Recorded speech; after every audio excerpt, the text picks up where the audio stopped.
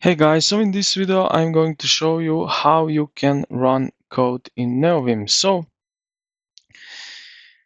you can use shell execution, so run the current file through an external interpreter. So this will look something like that. So column and then Python 3 and then you type in.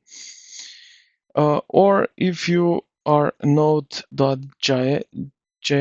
you will do something like that. Node. Or if you are using bash, you will just type in bash right here. So if you are using an integrated terminal,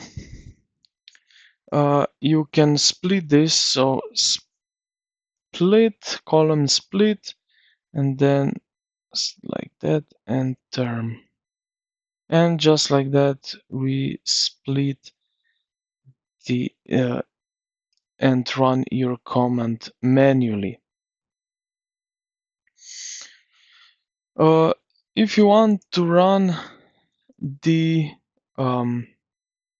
Neovim configuration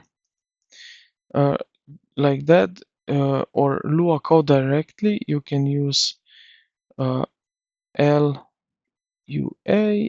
file and then like that. So this is how you can run your code. I hope this video helped you out. If you did, consider to like the video and subscribe to the channel. Thank you for watching, and I will see you in the next one.